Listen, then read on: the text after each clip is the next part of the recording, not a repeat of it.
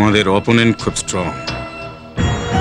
ওদের লিডার ওই আজাদ ছোড়াটাই যত নষ্টের গোড়া। তোমাকে এমএলএ বানিয়ে আমার কানা করিও লাভ হয়নি। শোনো,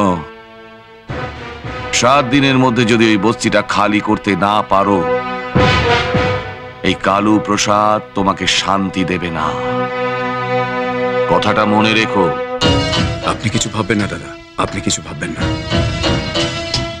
আমি দেখছি আজাদটাকে কিভাবে টাইট দেওয়া যায়। কি গো, কেমন আছো? তুমি আমায় খুব ভালোবাসো, তাই না? দাদা চলো না দাদা, আজাদ থেকে ওই গুন্ডাগুলো মারছে। আজাদা ছোট ধর। সে কি? আজাদার মাথাটা অনেকটা কেটেছে, রানাদা ওকে নিয়ে হাসপাতালে গেছে। লাটু চল। সিস্টার, রাত 10টার সময় একটা ক্যাম্পোজ ইনজেকশন দিয়ে দেবেন। পেশেন্ট কেমন আছেন ডাক্তারবাবু? খানকুড়ি স্টিচ তো পড়েছে, শুকোতে তো একটু সময় নেবে। তাও কতদিন লাগবে বলে আপনার মনে হয়? দিন 15 তো বটেই। টাকার জন্য আপনি ভাববেন না, আজাদ ভাইকে সুস্থ করে তুলতেই হবে। রানাদা ছিল বলেই তো আজাদ ভাই প্রাণ বেঁচেছে। আজাদ ভাই সুস্থ হোক, তারপর আমিও দেখছি। ধন্যবাদ ভাই। দিদি শুনুন শুনুন। ছাড়ুন ভাই, ছাড়ুন, এসব পরে হবে। জবাব দিয়ে যান। বলুন। সামনেই ভোট, সেই জন্যই কি মুসলমান ভদ্রলোকের সেবা করার জন্য? শুনুন, আহত লোকদের দেখতে গেলে যদি ভোট পাওয়া যেত না, তাহলে হাসপাতালে হাসপাতালে বিকাশ দত্তর মতো লোকেদের লাইন পড়ে যেত। আমাদের মতো মানুষরা সেখানে ঢুকতেও পারতো না, বুঝলেন? এসব রাধা কোথাকার, রাধার দল। আজাদও মরল না, বস্তিটাও খালি হলো না, মাঝখান থেকে ওই মেয়েটা প্রচার পেয়ে গেল। উজবুক কোথাকার। সত্যি কথা বলতে কি জানেন স্যার, আপনি যখন বাড়ি থেকে বেরোন, গাড়িতে বেরোন, এক পাও হেঁটে যান না, লোকজনের সঙ্গে দেখাও করেন না। ওদিকে নমিতা সান্যাল নিজে পায়ে হেঁটে বস্তি লোকেদের সঙ্গে দেখা করে, নিজের টাকা খরচা করে লোকেদের সাহায্য করে। তুই কি ওই মেয়েটার সঙ্গে আমাকে তুলনা করছিস? না না, তুলনা করতে যাবো কেন? আমি তো জানি কে কিরম চরিত্রের। কে কেমন চরিত্র মানে? হ্যাঁ, তুই কি বলতে চাস? কি বলতে চাস তুই? ওই বস্তি মেয়েটার মতো আমি ধরে ধরে ভোট বিক্রি করে বেড়াবো? স্যার আপনি উত্তেজিত হচ্ছেন কেন? উত্তেজিত হবে না, উত্তেজিত হবে না। তোরাই আমাকে উত্তেজিত করে তুলছিস। বস্তির একটা ঘর ছাড়িয়ে দিয়ে ও নেত্রী হয়ে গেল। শোন, আমি যা বলছি শোন, ওই বস্তির মেয়েটা যা যা প্রচার করছে তার ডবল ডবল প্রচার করে যা। ওটা আমার হাতের মুঠোয়। বিকাশ দত্ত জিন্দাবাদ, জিন্দাবাদ। বিকাশ দত্ত জিন্দাবাদ, জিন্দাবাদ। আসন্ন বিধানসভা নির্বাচনে বিকাশ দত্তকে জয় করুন, জয় করুন, জয় করুন। নমিতা সান্যালকে বিপুল ভোটে জয় করুন, জয় করুন, জয় করুন। নমিতা সান্যালকে বিপুল ভোটে জয় করুন, জয় করুন, জয় করুন। আসন্ন বিধানসভা নির্বাচনে নমিতা সান্যালকে জয় করুন, জয় করুন, জয় করুন। তেল নেই, তেল নেই, তেল সব শেষ হয়ে গেছে, সব শেষ হয়ে গেছে, তেল সব শেষ হয়ে গেছে। কি হয়েছে, কি হয়েছে? দেখুন না স্যার, তেল নেই, আমি সেটি দিয়েছি এখানে। এটা কি লেখা আছে? তেল নেই, তেল নেই। তাহলে আপনারাও নেই। যান যান সব যান, মারবো একেবারে সব। আরে আহা, লেগেছে লেগেছে। কিচ্ছু আনি স্যার। এই দেখি দেখি, কই দেখি। কি ভালো, এই আবার লেগে গেল। ভালোই তো হচ্ছে। হ্যাঁ, ওই আর কি, কি হচ্ছে? হ্যাঁ, আচ্ছা তোলে, তোল তোল, ড্রাম তোল। কি যেন কথা ছিল? ও হ্যাঁ হ্যাঁ, তোল। কি? এই তোল, কি তুলবে? ও হ্যাঁ, তুলে ঠিক, সব তুলে ঠিক। এই তুল, তুলে দাও সব। যারা এসে দেখতে পাচ্ছ না, তুলে দাও সব, মাল তুলে দাও। কি ছেলে, কি কি কি? ও বাবা, হাত তুলে কেন? এই চল। রানাদা, ও রানাদা, কেরোসিন তেল পেলে না তো? না। হবে কি করে? আজাদ তো হাসপাতালে, বাধা দেওয়ার তো কেউ নেই। তেল আসা মাত্র এই তিনুদার দোকানে গিয়ে মাত্র 2 ড্রাম তেল লেখে বাদবাকি সব তেল ক্যাব করে নিয়ে গেছে। সেই তেল এখন ওর বেশি দামে বেচবে। এত খবর তুই রাখিস কি করে? রাখতে হয়, রাখতে হয়। তেলের গাড়ি আসছে দেখে আমি তো তিনুদাদের খবর দিয়ে এসেছিলাম। আচ্ছা তুই বলতো যে তুই আজাদদার দলের লোক না ওই তিনুদের দলের লোক? চায়ের দোকানে কাজ করি, সবার সঙ্গে ভাব রাখতে হয়। তবে তোমায় চুপি চুপি বলি, আমি না আজাদদাকেই বেশি ভালোবাসি, তাই আজাদদার থেকে কখনো কমিশন নিই না। ওই তিনুদাদের কাজ করিয়ে দিলেই কমিশন নিই। এই যে তেলের গাড়ি আসতে দেখে আমি ওদের খবর দিয়ে এলাম, এর জন্য তিনুদা আমাকে 50 টাকা কমিশন দিয়েছে। ও তুই হচ্ছিস তাহলে নাটের গুরু, তোর জন্য আজ আমি তেল পেলাম না। কি করবো বলো, সেই ভোর 4টে থেকে রাত 12টা অবধি ভোলাদার চায়ের দোকানে কাজ করে। একবার বাসন মাজো, একবার কাঁপতো, একবার বাসন মাজো, একবার কাঁপতো। উফ, বাপরে বাপ, খাওয়া পড়ার মাস গেলে মাত্র 100 টাকা মাইনে দেয়, সেটা আবার বাবাকে দিয়ে আসতে হয়। কমিশনের টাকায় তুই কি করিস? আমার এক দিদি আছে, ওই যে এমএল বিকাশ দত্তর বাড়িতে দিন রাত কাজ করে। ওর মাইনের টাকাটাও না বাবা এসে নিয়ে যায়। তাই তাই আমি যে কমিশন পাই সেটা দিদির বিয়ের জন্য জমিয়ে রাখছি। এতটুকু বয়সে কোথায় হাসবি খেলবি তা না। ছোট আমি দোকানে চাইবো- কাজ ছেড়ে দে, ওখানে কি আড্ডা মারা হচ্ছে? দোকানে কাজগুলো কে করবে? এখানে যে কাপ ডিশ পড়ে রয়েছে এগুলো ধোবে কে? যা, যা, এই কাপ ডিশগুলো ধুকে যা, এগুলো কে ধরবে? আমি না তুই? না, তেল পাওয়া গেল না। পাওয়া গেল না মানে? কালই তো বিকেলবেলা দেখলাম কেরোসিন তেলের গাড়ি আসছে। হ্যাঁ, তবে তার আধ ঘন্টার মধ্যে ওখানে দুটো ভ্যান এসেছিল, দেখোনি? ভ্যান? হ্যাঁ, আমাদেরই পাড়ার মাস্তান তিনু আর তার দলবল এসে কেরোসিনগুলো নিয়ে গেছে ওদের ক্লাবে ব্ল্যাক করবে বলে। তা তুইও জানা ওদের কাছ থেকে তেলটা নিয়ে আয়, লিটারে যদি 2-5 টাকা বেশি নেয় তো নেবে। না, ওদের কাছ থেকে ব্ল্যাকে আমি তেল নিতে পারবো না। তা পারবে কেন? আমি এখন যাই, রান্না বান্না সমস্ত ফেলে রেখে তেল কিনতে বেরোই, আর তুমি এখানে বসে বসে গেল।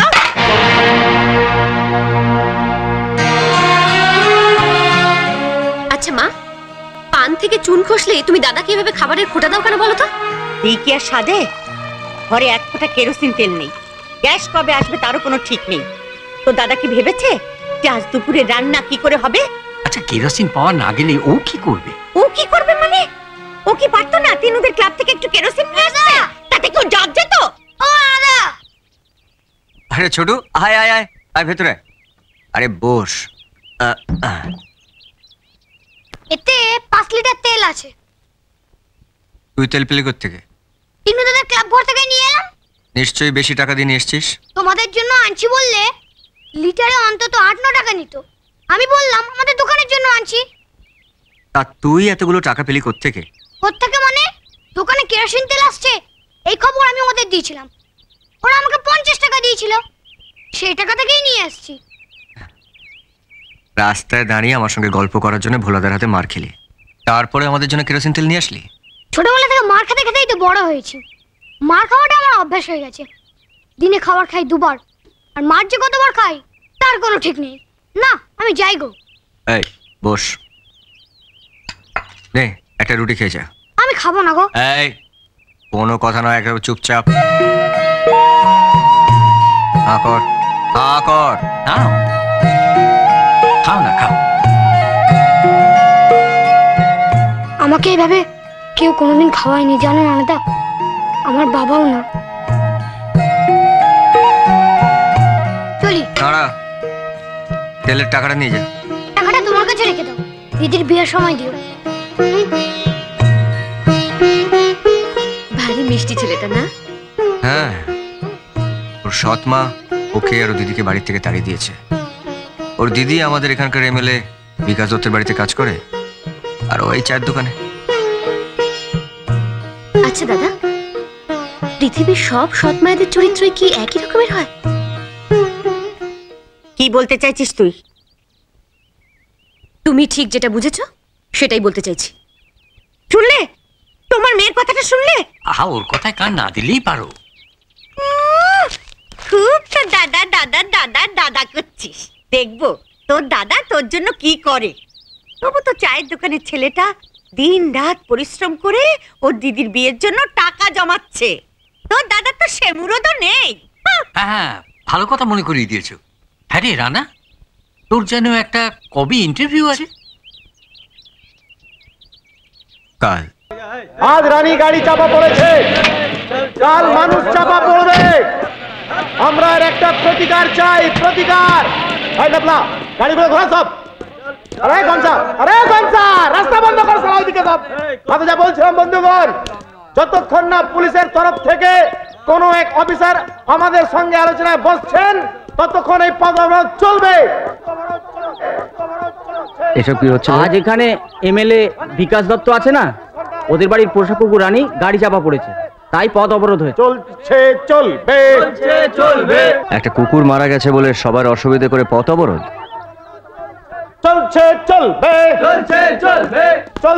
চলবে। দেখছিস না আমরা পদ অবরোধ করেছি? আমার একটা চাকরির ইন্টারভিউ আছে, আমাকে যেতে হবে। দাঁড়া দাঁড়া দাঁড়া, হট হট, সব সব সব সব, হট হট। কি বে? হ্যাঁ, আগে আমার কাছে ইন্টারভিউ দে, পাস করলে তারপর চাকরি ইন্টারভিউ দিতে যাবি। তেনো পথ ছাড়ো। পথ ছাড়বো? তুই কি বে, শুধু নিজের কথাই ভাবছিস, দেশের জনগণের কথা ভাববি না? জনগণের কথা ভাবার জন্যে মন্ত্রীরা আছে, প্রশাসন আছে, তুমি আমি না ভাবলেও চলবে। সরো, আমায় যেতে দাও। চল অন্য রাস্তা দিয়ে যা। আজ যদি আমি ইন্টারভিউ দিতে না পারি, কি করবি বে? হ্যাঁ, কি করবি? হ্যাঁ, কাল এখানে আবার পথ অবরোধ হবে। অবরোধ হবে? হ্যাঁ, কুকুর গাড়ি চাপা পড়েছে বলে আজ পথ অবরোধ হয়েছে। আর কাল তুই আমার হাতে মরবি বলে পথ অবরোধ হবে। না না না, যতক্ষণ না আপনারা রানীকে যে গাড়ি চাপা দিয়েছে সেই গাড়ি ড্রাইভারকে অ্যারেস্ট না করছেন, ততক্ষণ আমি অবরোধ তুলব না।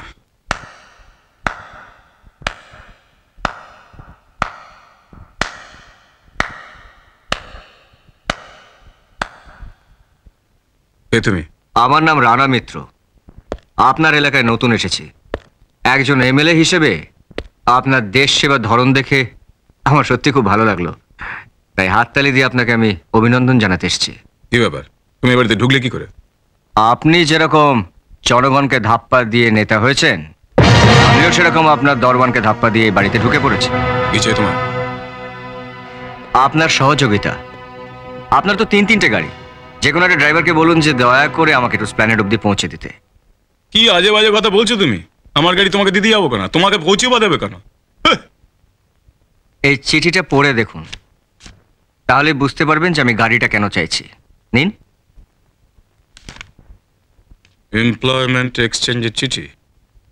হ্যাঁ, 10টার সময় ইন্টারভিউ।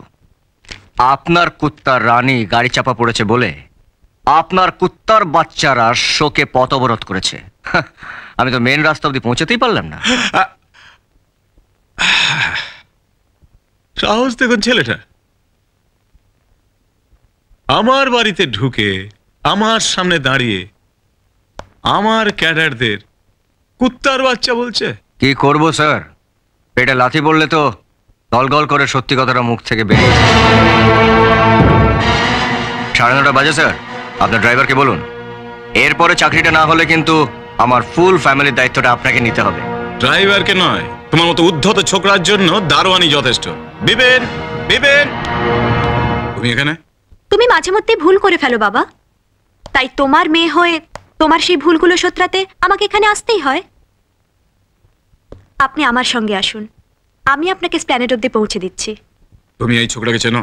চিনতাম না, এখন চিনলাম। তোমার পোষা মাস্তানদের থেকেও ইনি অনেক বড় মাস্তান, যিনি হাত না চালিয়েও শুধু মুখের কথায় তোমার মতো নেতাকেও কাত করে দিতে পারে। ছোটু এনাকে এখানে নিয়ে এসছে, ছোটুর মুখেই সব শুনলাম। একজন বেকার ছেলেকে চাকরি দেওয়ার মুরুদও যখন তোমাদের নেই, তখন তোমার খামখেয়ালিতে এনার ক্ষতি হয়ে যাক, তোমার মেয়ে হয়ে আমি সেটা কখনোই চাই না বাবা। আপনি আমার সঙ্গে আসুন, আমি আপনাকে পৌঁছে দিচ্ছি। না না না, তার কোনো দরকার হবে না, কালুকে বলো ও পৌঁছে দেবে। অনেক অনেক ধন্যবাদ। চলি স্যার, চাকরিটা হয়ে গেলে বাড়িতে এসে মিষ্টি খাইয়ে দিয়ে যাব।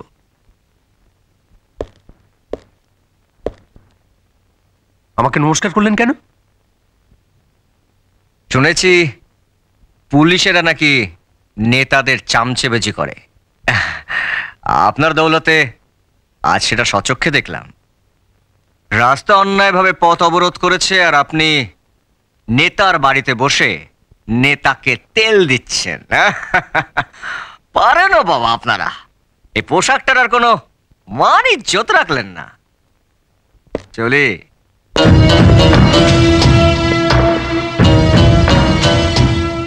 সাহস দেখলেন ছোকরাটার? হ্যাঁ, ছেলেটাকে ধরে রাখুন স্যার, কাজে আসবে। দাদা, আমার দিদি। নমস্কার। ও বলছিল আপনি নাকি আপনার খাওয়ার রুটি থেকে ওকে খাইয়েছেন। সব দিদিকে বলেছিস? হ্যাঁ, আমার ভাইকে আপনি একটু দেখবেন। রানাদা, চাকরিটা পেয়ে গেলে আমার দিদির বিয়ের জন্য কিছু টাকা দেবে তো? ভগবানের আশীর্বাদে যদি চাকরিটা হয়ে যায়, শুধু কিছু টাকা কেন, আমি নিজে দাঁড়িয়ে থেকে তোর দিদির বিয়ে দেবো। আবার নিজের দিদির বিয়ের সময় আমি কিচ্ছু করতে পারিনি, তাই ছোট্ট বোনটার বিয়ে দিয়ে আমি শেষ দুঃখটা ভুলবো।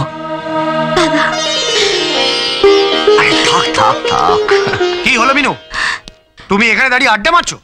কতক্ষণ আগে বললাম এক কাপ চা দিয়ে দিতে। আর যাও, তাড়াতাড়ি করো। আসছি দাদা, চল। জয়া, কে রে? আমাদের পাড়ায় থাকে, আমার বন্ধু। তোর বন্ধু?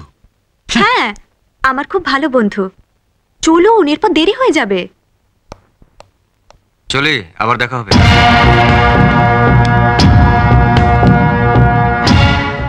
এই বাড়িতে ঢুকতে পেলে তো দেখা পাবে।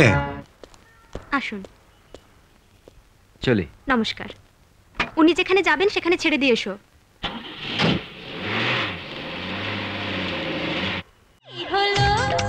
কি হবে কিছু বলো, শুনবে